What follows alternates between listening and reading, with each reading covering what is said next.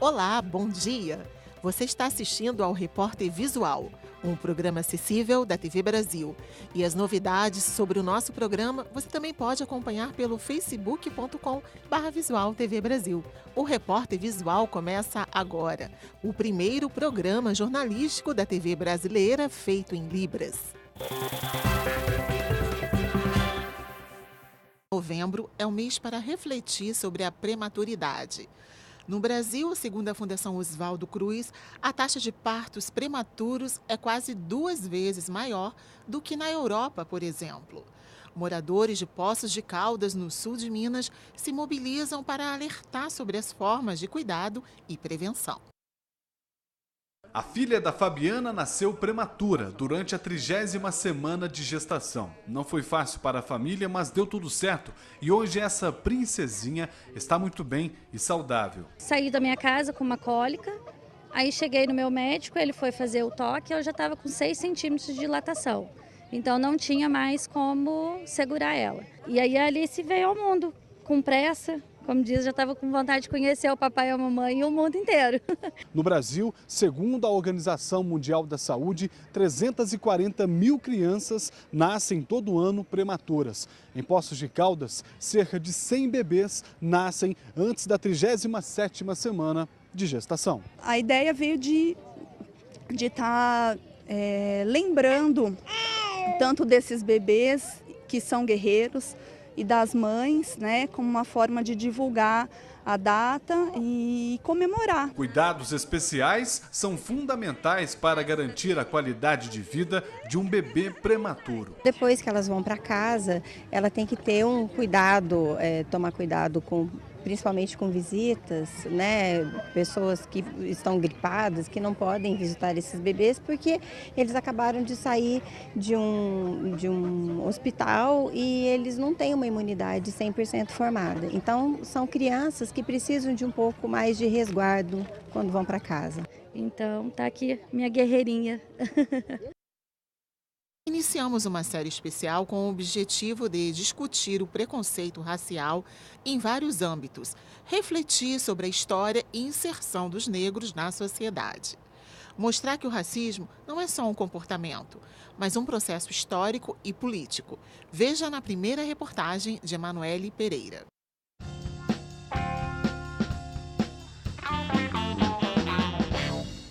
Para falar sobre o Dia Nacional da Consciência Negra e de Zumbi, é preciso entrar no túnel do tempo e se permitir reflexões acerca das condições de vida da população negra e indígena. É preciso um mergulho na história.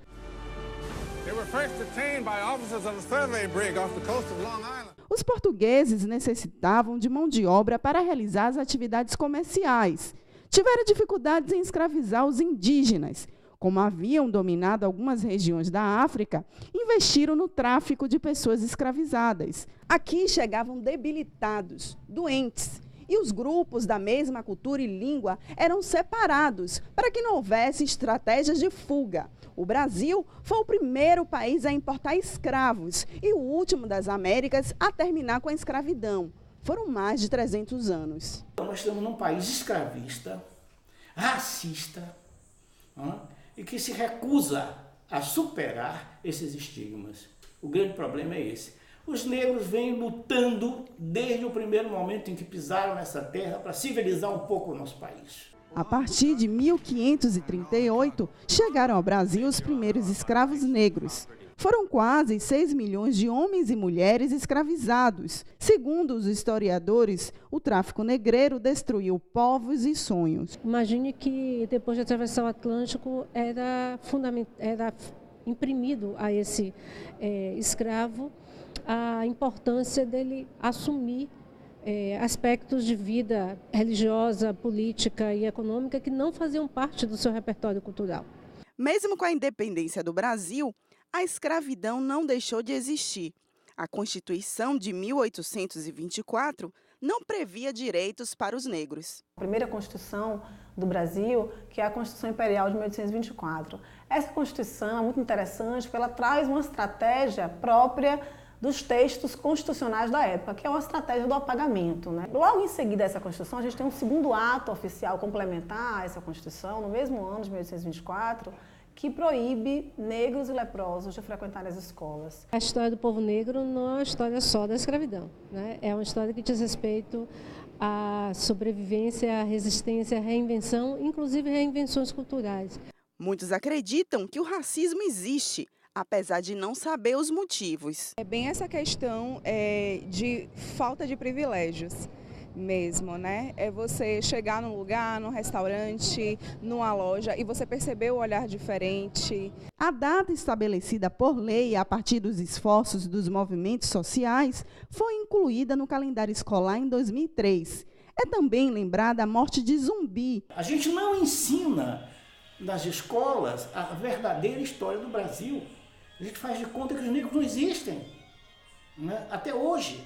Ou que eles não tinham civilizações, não é? Ou que eles, enfim, se tenta derrubar os negros. Mas nós temos heróis negros, nós temos sábios negros, não é? Que deram alento a este país, eles não são reconhecidos.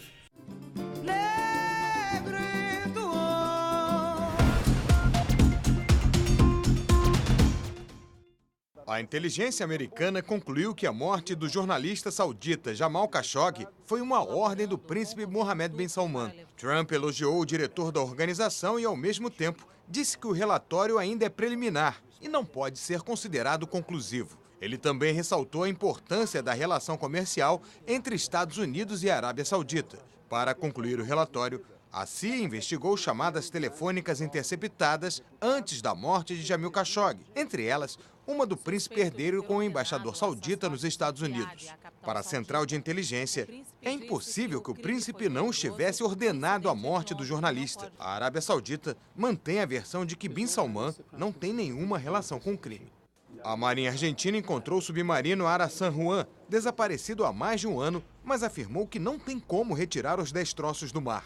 3 partes do submarino estavam a 500 quilômetros da cidade de Comodoro Rivadavia, onde estava o centro das operações de busca. As peças estão a uma profundidade de mais de 900 metros e próximas uma das outras, o que indica que o submarino implodiu já perto do chão. 44 marinheiros estavam a bordo e as famílias esperavam há mais de um ano uma resposta oficial sobre o que aconteceu. Um juiz federal em São Francisco derrubou a decisão de Trump que proibia a entrada nos Estados Unidos dos imigrantes que não pedirem asilo nos portos oficiais. A sentença, com validade nacional, obriga o governo americano a aceitar de novo os pedidos de asilo, não importando onde e como os candidatos os apresentem. O objetivo de Trump era conter a caravana que partiu de Honduras e foi ganhando adesão por onde passou até alcançar a fronteira entre México e Estados Unidos. Pelo menos 55 pessoas morreram e mais de 80 ficaram feridas em um ataque suicida em Cabul, no Afeganistão. O terrorista se explodiu no salão de festas de um hotel onde estavam reunidos clérigos muçulmanos que celebravam o aniversário do profeta Maomé. A polícia ainda investiga quem está por trás do atentado, mas esta não é a primeira vez que grupos radicais afegãos atacam religiosos, vistos como alinhados ao governo. Carrinho de brinquedo é coisa séria. Pelo menos para os colecionadores que não medem esforços nem dinheiro em investir na compra das peças para compor coleções nas estantes e alimentar uma grande paixão. Rodrigo começou a colecionar miniaturas de carros há 20 anos. Já reuniu mais de 1000 peças de diferentes modelos, cores, raridades e valor sentimental. Miniatura para mim hoje é algo que eu tenho um prazer enorme, né? Muita gente pensa que miniatura é coisa de criança, de carrinho, mas ela se tornou essencial em minha vida, né? Então hoje eu tenho como uma terapia e um hobby, né? Então eu tenho uma página no Instagram, no qual eu bato foto, né? Registro o meu amor e a minha paixão pelas miniaturas. Quem gostar de seguir é RC_miniaturas. Então lá a gente tem boneco, tem carro, né? Aqui a gente faz uns encontros também aqui em Manaus com os colecionadores também, para aumentar mais essa paixão do colecionismo, né? Que não é um gasto, é um investimento e é para todas as idades. Quem olha assim pode até ver apenas um brinquedo, mas para os colecionadores, essa paixão envolve sentimentos, lembranças e muita nostalgia. Eu conversando com os clientes essa semana sobre o evento, e aí a gente tentando trazer a emoção do carro em miniatura. Muitas pessoas, eu sei qual foi o carro que eu fui para a maternidade, então eu estou até pesquisando para eu ter esse carro em miniatura, que ele vai me trazer uma emoção, que foi um Opala, eu fui para a maternidade no Opala. Então, cada carro em miniatura, ele traz uma lembrança de algum significado na vida da pessoa. Já o Mark investiu nas peças para gerar renda em um momento financeiro complicado. O projeto surgiu de uma necessidade, eu estava desempregado na época e eu já colecionava um tempo, então surgiu a oportunidade de começar a frequentar encontros de carros antigos, participar de feiras, de eventos, e ele foi uma atividade que surgiu meio assim, por acaso, e me ajudou no período difícil que eu passei, eu estava sem trabalho, tudo, e continuou, né? Eu consigo ainda não conciliar totalmente 100% em razão do trabalho, mas sempre que eu posso, participo dos eventos e junto com a moçada que coleciona também. Para quem quer levar essa paixão como investimento mais sério, a dica é customizar os carrinhos. Assim, eles podem ganhar mais personalidade de acordo com os gostos de cada colecionador. A gente costuma pintar, né, alterar a cor, como se fosse uma lanternagem de um carro mesmo.